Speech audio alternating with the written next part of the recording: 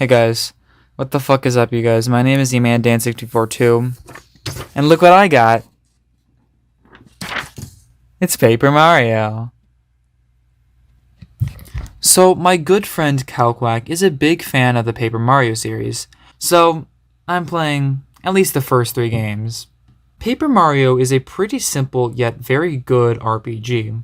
I've been really into RPGs recently, and this is the most accessible and easiest RPG to get into that I've played. That is not a bad thing. I still really enjoyed this game, but it's nothing all too special. Paper Mario was the second Mario RPG, second to Super Mario RPG, which I have not played. The only other Mario RPG I have played is Sticker Star, which I got bored with halfway through, stopped playing, and haven't touched it in years. So it's safe to say that this game sucks and Sticker Star is amazing. Just kidding. I don't know much about the rest of the Paper Mario games or the other Mario RPGs, but this is exactly what I'd expect from one. This game is very solid and enjoyable. Paper Mario is a weird concept. I know it's a staple in Mario now, but it's still weird. Mario, but he paper. So in the game, there is this star heaven, where the 7 star spirits reside. Bowser takes the star rod, making him practically invincible. Bowser kidnaps Peach, and Mario must rescue her, as well as the 7 star spirits. It's a pretty standard Mario story, nothing special. But what makes this game so enjoyable is the engaging and entertaining cast of characters and the numerous rich places you traverse. This is an RPG, a turn-based RPG, but this game is very Mario-nized. For one, every attack you deal in the game is timed, so you can do an extra point or 2 of damage by timing a certain button command. An extra point of damage is a lot, so these are pretty much necessary to do. They are pretty easy to get down, so it's no issue. These button commands make battling much more interesting and entertaining, so it's not just mindless A-pressing. These button commands differ on the attack. Most of them are unique. There is also a command to block enemies. These aren't as necessary, but they could still be very useful in battle. These aren't as easy to do because most enemies have different attack timing, so it's a lot harder to predict. Outside of battle, there are still a lot of Mario elements. You can attack enemies outside the battle so you can get an extra hit in. At the same time, enemies can attack you and do the same. This game has many platforming elements. A lot of time is spent traversing each area. Each one is very diverse with a lot to explore. The world is very interactive. There are many things to do and many things to see in each area. I really like this part of the game. I really enjoyed the battles, but I enjoyed everything outside the battles just as much. One thing I really didn't like was the lack of progression in the game. I ended the game at like level 24, I had 40 HP and did about 8 damage per attack. Those are really low numbers. The game didn't have to have insane numbers or anything, but I would have liked more progression. But the game did have a good difficulty curve, with enemies becoming harder and much more prevalent later on.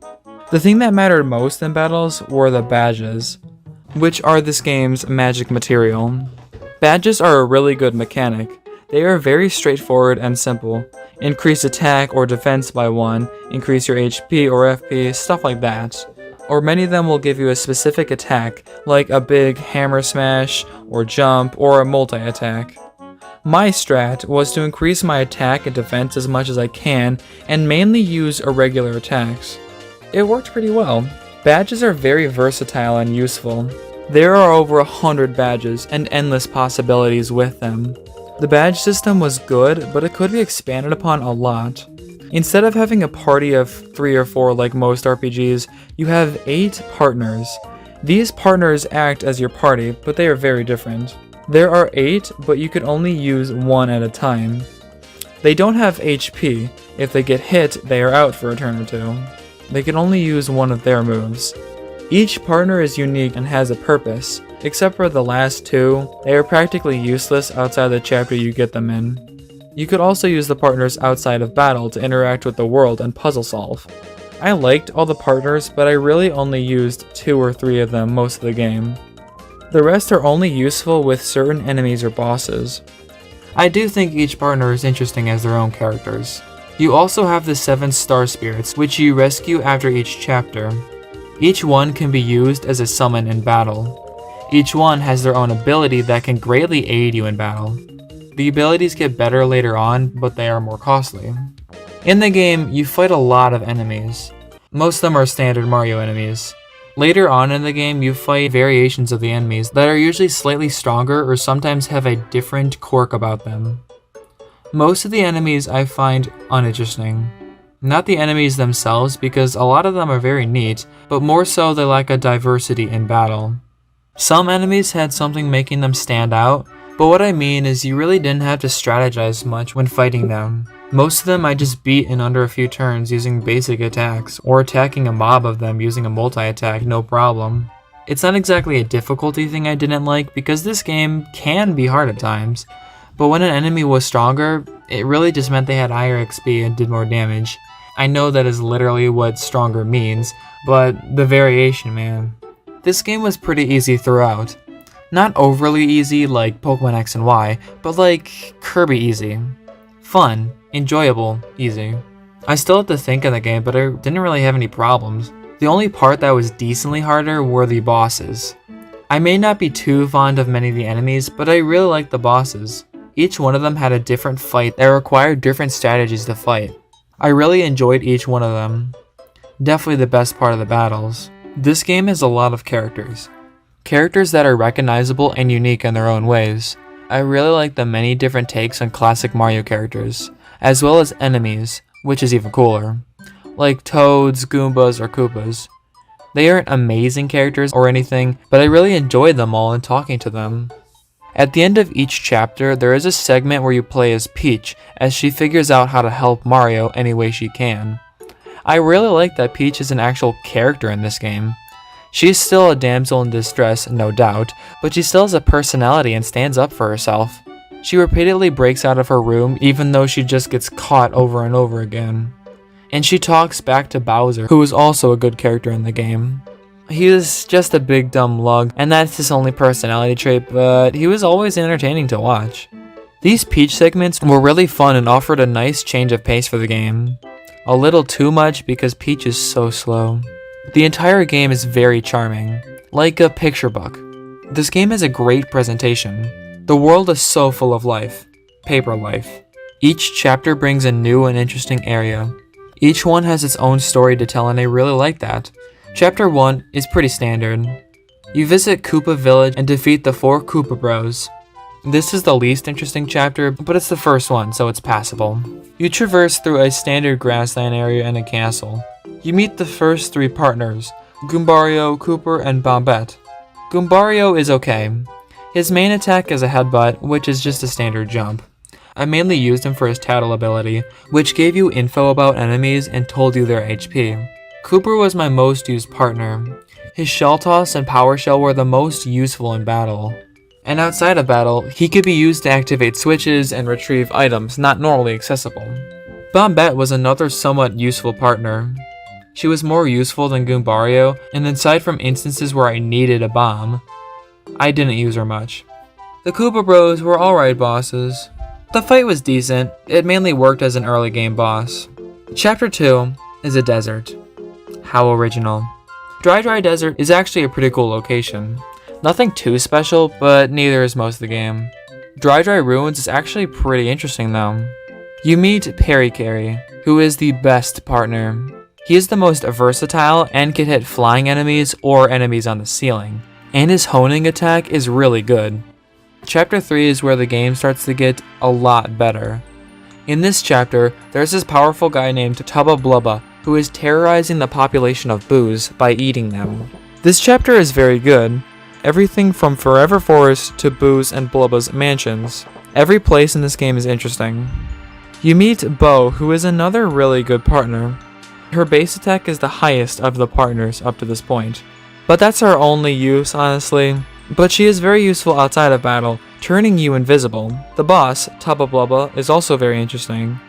He is practically invincible, so you cannot beat him, until you find his heart, which has been separated from his body, making his body invincible.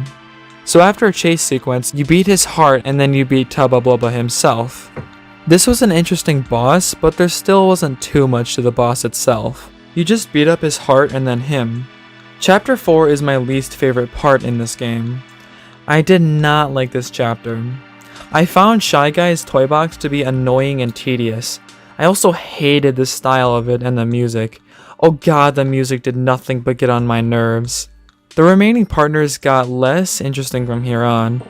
Watt is cool, but his electric ability is only useful for certain enemies. The boss, General Guy, was also nothing too special. It was a fun fight, but pretty standard. Chapter 5 was another good one. Lava Lava Island was pretty neat, but the volcano was really good. One of the best areas in the game. I liked exploring the island, but the quest to find the baby Yoshis was annoying and dumb. You meet Sushi, who is a practically useless partner. I only used her when I needed to outside of battle and rarely in battle. She was used in the final boss, but that was about it. Speaking of, Lava Piranha is one of the best bosses in the game. It was actually pretty challenging. It took me a few times to get a good strategy and beat it. It was a really good and rewarding fight. Chapter 6 is really odd. It balanced being really weird and unique, but also boring. I liked Flower Fields, I liked the place and the theme a lot, but most of it was narrow hallways and basic platforming. I wish it was a little more interesting, but it really wasn't. Lackluster is the final partner. I'll be honest, I used him in battle like once or twice.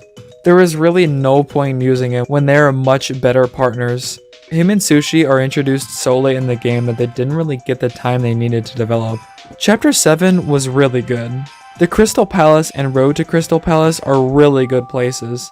I did not like the part where you were accused of murder and then you had to prove your innocence.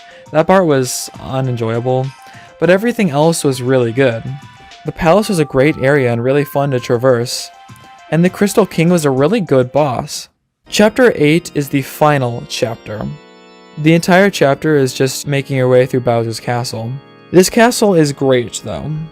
It is the perfect blend of battles, platforming, and puzzle solving, all combined into a great area. It was quite challenging at times, and it made you use all of your partners, which is great. Not all the partners were great, but I liked how you had to use them in this area. The final boss with Bowser is also great. It was a pretty standard Bowser fight, but he now has the power of the Star Rod. You have to vanquish his power using the 7 Star Spirits, and that was neat, but besides that, it was just Bowser. It was very challenging and enjoyable nonetheless. It was a great fight. So you beat Bowser, save Princess Peach, and return the Star Rod. Paper Mario is a very enjoyable RPG. This game is full of charm. It may not be all that complex, but it was still very good. I'm going to give Paper Mario a 7 out of 10. This is a perfect game to introduce yourself to RPGs. It's not too long, only about 20 hours. It's a very simple and easy game. Plus, it adds many Mario and platformer elements, streamlining this game much more than most RPGs. I do recommend this game to any Mario or RPG fans. It was a very fun game. This has been Paper Mario. Fuck you.